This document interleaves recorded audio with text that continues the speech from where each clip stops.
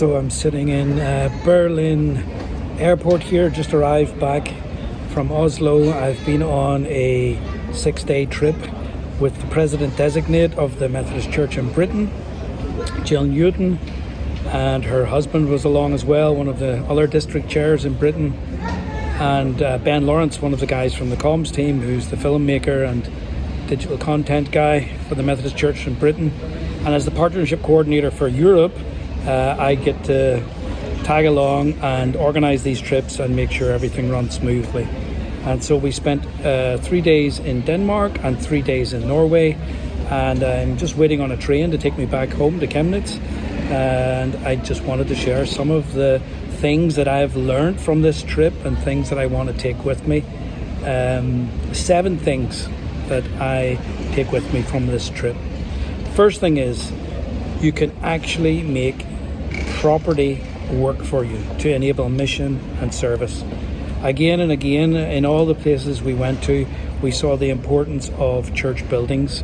Not just the church buildings that we were meeting in and the churches were meeting in, but the fact that they had church buildings rented out to provide or to generate income that could then be used for mission and ministry. I know in the coming years in Germany and probably UK and Ireland as well, there are going to be a number of churches closing as congregations get smaller. What are we going to do with our church buildings? Is there a way for us to actively think ahead, proactively strategize for using our church buildings, whether we sell them and reinvest for mission? Second thing, small is beautiful. There are only 11 Methodist churches in Denmark, but I honestly doubt that I have seen a more healthy, a more focused and a more missionally minded church in Europe. They have such a theological depth. They have excellent leadership in Bishop Christian Alstad, but not only at the Episcopal level, at all levels of the church, right down through the districts and into local churches. Excellence in leadership. They have a quality in their buildings. Their buildings are amazing, modern, fully equipped, tastefully designed, and also decorated. Painted with really nice, attractive colours, totally inviting, a really inspiring space to be in. When you come into it, you don't feel depressed. You actually feel inspired and uplifted just by the buildings themselves. Number 3, church, and this is nothing new, needs to be involved in the local neighbourhood, in the community, in the neighbourhood where they live. And we saw brilliant examples of this up and down the length of Denmark and Norway in the churches that we visited. One example was in Veje, I hope I pronounced that right, in Denmark, where the church is very much a part of the business community because the church building is near the city centre. The pastor there and the church community has got involved in the business community and is very much just a part of the community life there. Halloween is a big deal in Veje. They have a huge parade. It's the biggest parade in Denmark at Halloween, and churches usually don't do Halloween here in Europe, but this church said, no, we're going to be a part of Halloween, but we're going to put our spin on it and put our interpretation on it.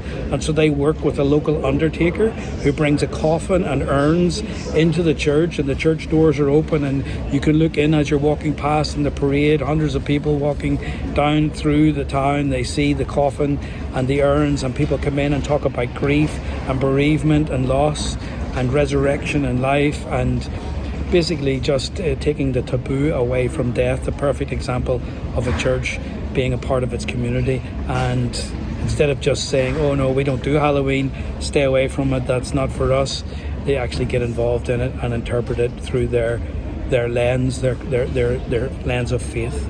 In Odense in Denmark, 2 gospel choirs.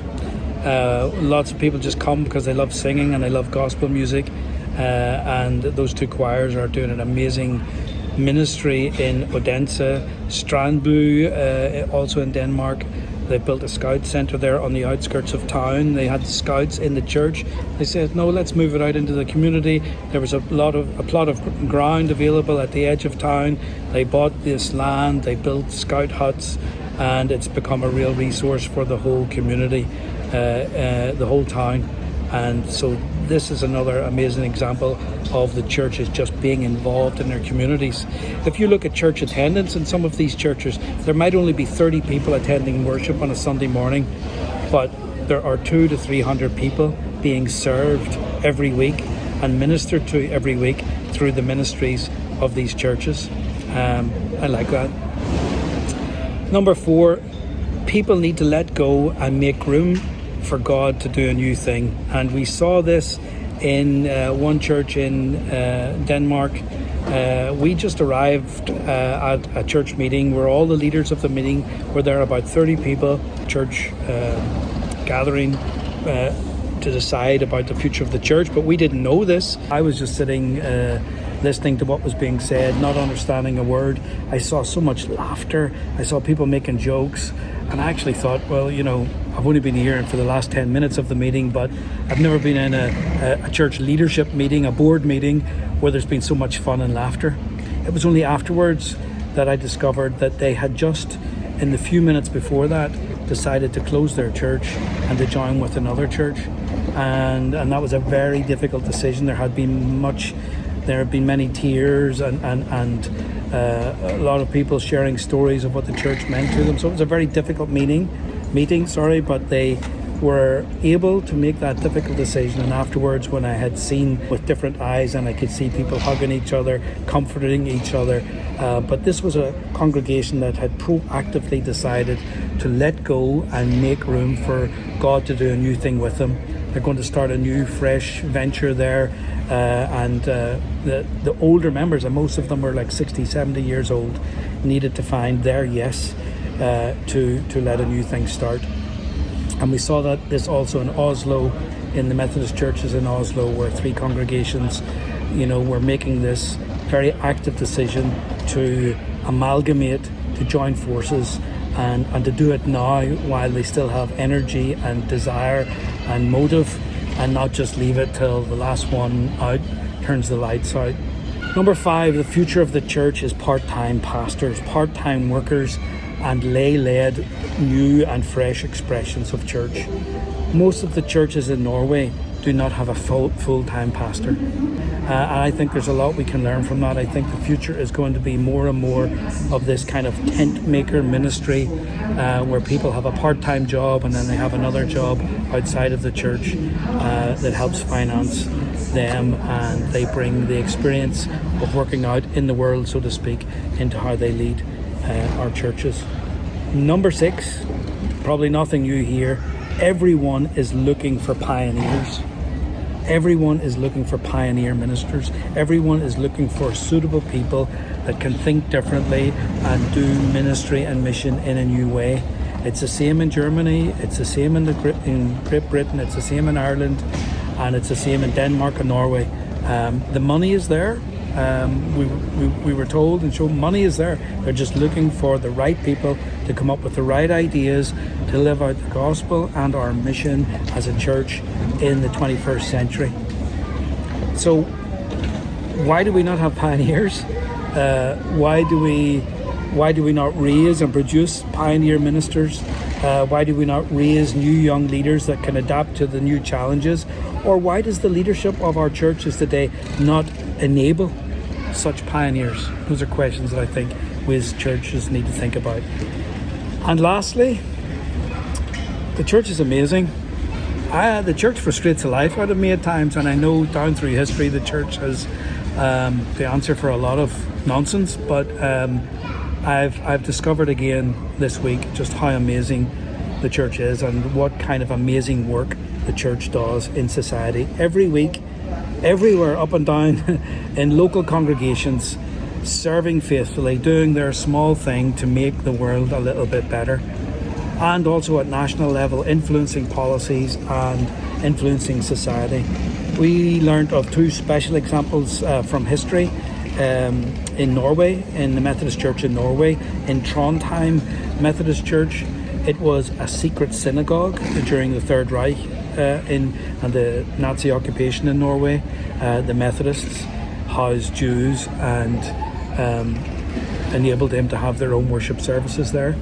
And also Trondheim Methodist, the same church, was the church in 1917 that organised and encouraged and facilitated the first gathering of the Sami people. This is the only indigenous population in Europe still today, made up of people from Norway, Finland, Sweden and parts of Russia, and they were very much disenfranchised, and the Methodists in Trondheim enabled them to have their first gathering to give these people a voice. And then one last really cool ministry that we came across in Drammen Methodist Church in Norway, really just run by one family who are bike fanatics. They take bikes from as donations, or they buy them cheaply, they repair them, and they give them away. Kids' bicycles, they give them away to folks who need them in the community. 30% of the population in Drammen are migrant background. There are also a number of people in that community in Drammen, Norwegians and migrants, who are struggling to make ends meet. And so this ministry in Drammen is a wonderful way that the church just blesses the community and blesses the neighbourhood. So an amazing week, tired out, looking forward to getting home, but I'm taking those things with me, as well with lots of other memories and encounters and special moments. It was a joy to travel with my colleagues, but I'm looking forward to getting home.